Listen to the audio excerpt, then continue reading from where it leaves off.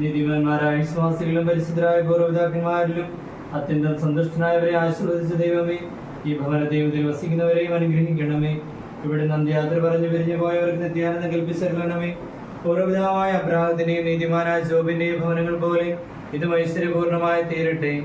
ജീവനെ മരണത്തിനെ നാഥനും പിതാപുത്രനും പരിശുദ്ധാത്മാവുമായ സർവേശ്വരം. സർവാധിപനാം കർത്താവേ, നിൻ സ്തുതി ഞങ്ങൾ പാടുന്നു. ഈശോനാഥാവിനയോടെ നിന്നെ നമിച്ചു പുകഴ്ത്തുന്നു. നിത്യമഹോന്നതമാം ഉദ്ധാരം നീ അരുളുന്നു. അക്ഷയമവരുടെ ആത്മാവിൻ ഉത്തമരക്ഷയുമേകുന്നു. അനാദിയായ ദൈവമേ, ഉന്നതനായ രാജാവേ, അങ്ങ് ഞങ്ങളുടെ ശരീരങ്ങളെ ഉയർപ്പിക്കുന്നവനും ആത്മാക്കളെ രക്ഷിക്കുന്നവനുമാകുന്നു. ഞങ്ങൾ അങ്ങയെ ആരാധിക്കുകയും പൂഴ്ത്തുകയും ചെയ്യുന്നു. ജീവന്റെ മരണത്തിനെ നാഥനും പിതാപുത്രനും പരിശുദ്ധാത്മാവുമായ സർവേശ്വരായ എന്നേക്കും. മക്കബേക്കാരുടെ പുസ്തകമാണ് വായന. യുദ്ധത്തിൽ മരിച്ചവരുടെ ശരീരങ്ങളെടുത്ത് അവരുടെ ശാസ്ത്രക്കാരെ അടക്കിയിരുന്ന കല്ലറകളിൽ തന്നെ സംസ്കരിക്കാൻ വേണ്ടി മക്കബേക്കാർ പിറ്റേ ദിവസം യുവദാസിൽ മക്കളേക്ക് ചെയ്യുന്നു. എന്നാൽ വധിക്കപ്പെട്ടവരുടെ വസ്തുക്കൾക്കുള്ളിൽ യമനയായിലെ വിഗ്രഹങ്ങൾക്ക് അർപ്പിക്കപ്പെട്ട തിരുവസ്തുക്കൾ അവർ കണ്ടെത്തി. അങ്ങനെയുള്ള വസ്തുക്കൾ സൂക്ഷിച്ച യുദ്ധസംഘിയും അപ്രകാരം കുറ്റകരമായിരുന്നു. അങ്ങനെ ഒരു കുറ്റം ചെയ്തുകൊണ്ടാണ് അവർ വധിക്കപ്പെട്ടതെന്ന് അപ്പോൾ അവർക്ക് മനസ്സിലായി. യുവയുടെ കാര്യങ്ങൾ കീഴ്പ്പെടുത്തുന്ന നീതിമാനായ ദൈവത്തെ അവരെല്ലാവരും ശ്രദ്ധിച്ചു. അനന്തരം യുദ്ധത്തിൽ മരിച്ചവരുടെ പാപങ്ങൾക്ക് പൊറുതി കൊടുക്കണമോ എന്ന് അവർ ദൈവത്തോട് പ്രാർത്ഥിച്ചു. പിന്നീട് യുദ്ധവീരനായ യുവദാസ് വിദേശ രൂപത്തിൽ അവരോട് ഇങ്ങനെ പറഞ്ഞു: ഇവരുടെ പാപം മൂലമാണ് എന്താണ് സംഭവിച്ചതെന്ന് നിങ്ങൾ തന്നെ നേരിട്ട് കണ്ടു കഴിഞ്ഞു.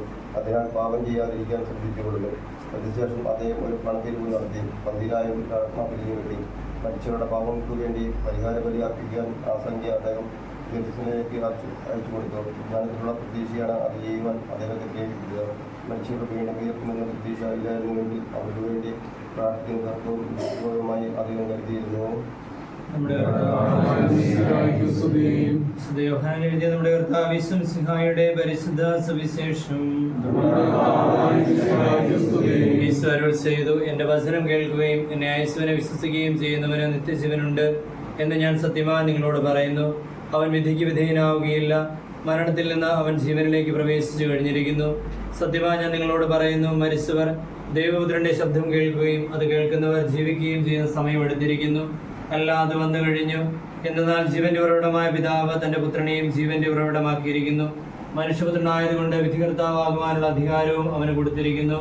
നിങ്ങളിതിൽ വിസ്മയിക്കേണ്ട. എന്തുകൊണ്ടെന്നാൽ കല്ലറയിലുള്ളവർ അവന്റെ ശബ്ദം കേൾക്കുന്ന സമയം വരുന്നു.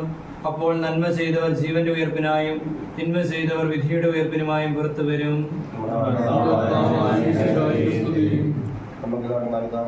കൂടെ മരിച്ചുപോയ നമ്മുടെ സഹോദരന്റെ ആത്മാവിനെ നീതിമാനും കൽപ്പിക്കപ്പെടുന്ന ദൈവത്തിൽ പ്രാർത്ഥിക്കാം. അന്ധമായ സ്നേഹത്തിൽ ഇയാളെ സൃഷ്ടിക്കുകയും അതുല്യമായിട്ട് രക്ഷിക്കുകയും ചെയ്ത ദൈവമേ, ശിശുക്കളിൽ നല്ല മോചനം നൽകി ഇയാളിന്റെ ആത്മാവിനെ പതിലായി നാട്ടിലേക്ക് സ്വീകരിക്കണമെന്ന് അങ്ങനെ പ്രാർത്ഥിക്കുന്നു. ജീവിതകാലത്തിലേക്കുള്ള സൽകൃത്യങ്ങളെല്ലാം ദാനങ്ങളും പ്രാർത്ഥനകളും ജീവകാരണ പ്രവൃത്തികളും മരുന്നും ഇയാളിന്റെ ശിശുക്കളെല്ലാം ഇടച്ചു നൽകണമെന്ന് അങ്ങനെ പ്രാർത്ഥിക്കുന്നു. എന്നോടുകൂടെ പ്രതീക്ഷയിൽ പ്രവേശിക്കുന്ന നല്ലവരുടെ പ്രാർത്ഥിച്ച കർത്താവെ, ഈ ആത്മാവിന്റെ വകകളെല്ലാം കഴുകി സ്വീകരിക്കണമെന്ന് അങ്ങനെ പ്രാർത്ഥിക്കുന്നു. അത്ഭുതകരമായ കാലം വഴി മനുഷ്യരെ ആരംഭിപ്പിച്ച രക്ഷകനായ കർത്താവെ, അങ്ങയുടെ മൗത്വത്തിന്റെ പ്രജാതി ആത്മാവിനെ പ്രകാശിക്കുമെന്ന് അങ്ങനെ പ്രാർത്ഥിക്കുന്നു. ജീവിതകാലത്ത് ഞങ്ങളുടെ ആലംബവും മരണശേഷം ഞങ്ങളുടെ ആനന്ദവുമായ ദൈവമേ, അങ്ങ് ആകാശത്തിലും ഭൂമിയിലും ആരാധനാകുന്നു. ഞങ്ങളിൽ നിന്ന് വേർപെട്ടു പോയ പ്രിയപ്പെട്ട സഹോദരന്റെ ആത്മാവിന് നിത്യഭാഗ്യം കൽപ്പിച്ചരുളണമേ. ജീവന്റെ മരണത്തിന്റെ നാഥനും പിതാപുത്രനും പരിശുദ്ധാത്മാവുമായ സർവേശ്വരാം. മനുജന ജന്മം നൽകിയത്തിൽ നീ പുനരുദ്ധാരം പകരുന്നല്ലോ, വാഴ്ത്തിയിടുന്നേ.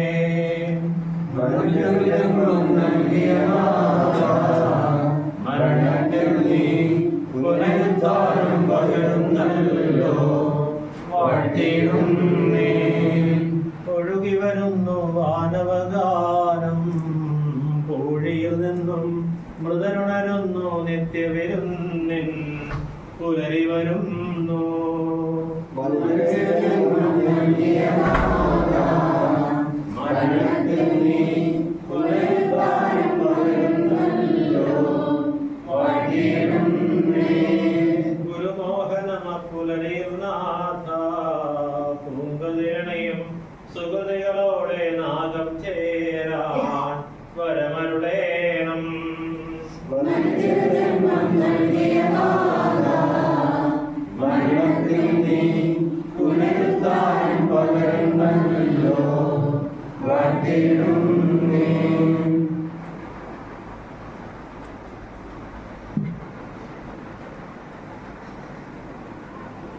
സ്നേഹസമ്പന്നനായ ദൈവമേ, കുടുംബത്തിൽ നിന്ന് മരിച്ചുപോയയാളുടെ ഓർമ്മ ആചരിക്കുന്ന ഞങ്ങളെ കാരുണ്യപൂർവ്വം തൃക്കൺപാർക്കണമേ.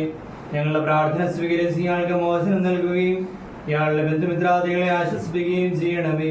ഈ തിരുക്കരങ്ങളിൽ സംബന്ധിച്ച് ഇയാൾക്ക് വേണ്ടി പ്രാർത്ഥിക്കുന്ന എല്ലാവരെയും സമൃദ്ധമായി അനുഗ്രഹിക്കണമേ, ഇപ്പോഴും എപ്പോഴും എന്നേക്കും. ഇപ്പോൾ ചുംബിച്ച്